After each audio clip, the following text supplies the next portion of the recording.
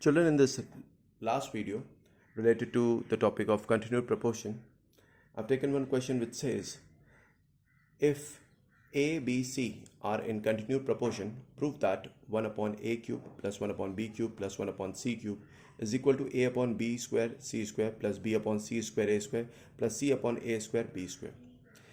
Now we have to prove the left hand side expression equal to the right hand side expression, and the information that is given to us is that these three terms are forming a continued proportion.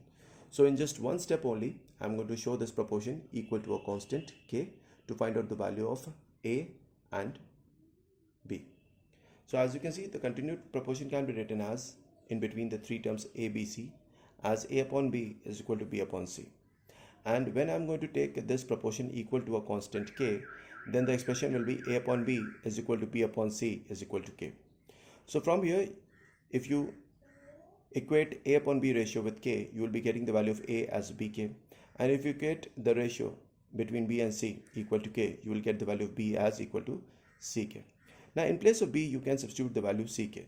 So that means the value of a will now become as ck into k, that is equal to a is equal to ck square. So earlier the value of a was bk, but on substituting the value of b in this equation, we have got now the value of a as ck square. So once we have got the value of a and b, we are going to substitute it in both the expressions. So let's start with the left hand side. As you can see, on the left hand side, we are having 1 upon a cube.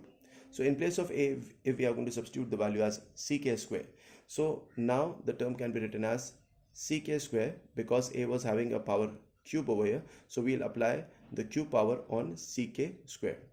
Similarly, in the next term, as it is written after the plus sign, plus 1 upon b cube, this can be written as plus 1 upon ck whole cube, because the value of b is actually ck. And then the third term, that is plus 1 upon c cube, that will be plus 1 upon c cube. Now if you apply the power on these terms that are given in the denominator, the new terms will be 1 upon the cube power will be applied on c, it will be c cube, and the cube power will be applied on k square. So as you know that whenever there is a power on a particular base and there's a second power that is applied on that, so we multiply the powers. So this will, in this way, it will become k to the power 6. So now the term is 1 upon c cube k to the power 6, plus over here also, if we are going to apply the cube powers on c and k, it will be 1 upon c cube k cube plus 1 upon c cube. Now children, you are going to find that one quantity is same, that is c cube is a quantity in the denominator part, that is the same. So we can take 1 upon c cube from all the three terms as common. After taking out 1 upon c cube from the first term, we'll be getting 1 upon k to the power 6. From the second term, if we take 1 upon c cube common, we'll be getting plus 1 upon k cube. And from the third term, if we take 1 upon c cube common, we are just left with 1. So that means the left hand side expression can be simplified to this extent by substituting the value of a as ck square and the value of b as ck. The same thing we are going to do it over here in on the right hand side.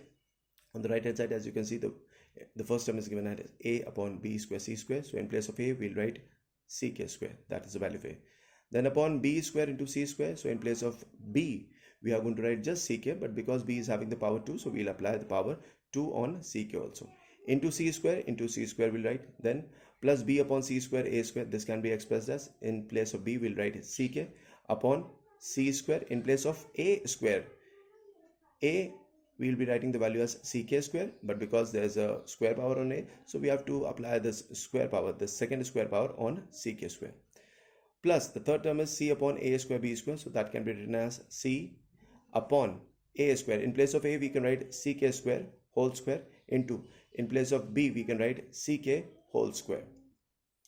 Now after that, if you are going to apply all the powers on the denominator part, the terms will change, as this term will be written as ck square upon, over here, c square k square you will be getting, into c square. Then after that, you are going to find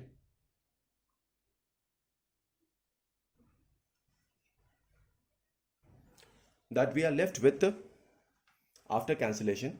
As you can see, in the numerator we have got ck square upon, in the denominator, on squaring this ck, we have got c square k square into c square. Then in the next term, you are going to find in the numerator part, it will be ck upon c square into. Now ck square squaring up will give us the value as c square, and k square whole square will give us k raised to the power 4, plus this will be c upon, again ck square whole square will give us c square k raised to the power 4 into ck whole square will give us c square k square. So that means on all the denominator part we have to apply the powers and we have to open those terms. Then after that you are going to find that in the numerator of the first term and in the denominator the quantities can be cancelled. So over here there is a single c, over here there is c raised to the power 2, so 1c can be cancelled, k square will be cancelled. Now in the numerator part we are left with just 1, and in the denominator part we are left with c square and a single c over here because single c got cancelled. So c square into c will give us c cube. So the term has now been changed by reducing as 1 upon c cube. Similarly over here 1c can be cancelled, 1c is still left over here, 1k will be cancelled, k raised to the power 3 is left over here. So in this particular part we'll be getting 1 upon c square into a single c will give us c cube into k cube. So this term has been the second term has been simplified and changed into 1 upon c cube k cube. In the same manner, if you talk about the last term, 1c and 1c will be cancelled, there is still 1c left in the denominator part and 1c square is left, and k raised to the power 4 into k raised to the power 2 is left. So on multiplying all the terms that are left in the denominator, the term can be written as 1 upon c cube because c square into c will give us c cube, and k raised to the power 4 into k square will give us k raised to the power 6. Now in all the three terms you are going to find again 1 upon c cube common. So from the first term if you take out 1 upon c cube common, you are left with just 1. From the second term if you take out 1 upon c cube common, you are left with 1 upon k cube. And from the last term if you take 1 upon c cube common, you are left with 1 upon k raised to the power 6.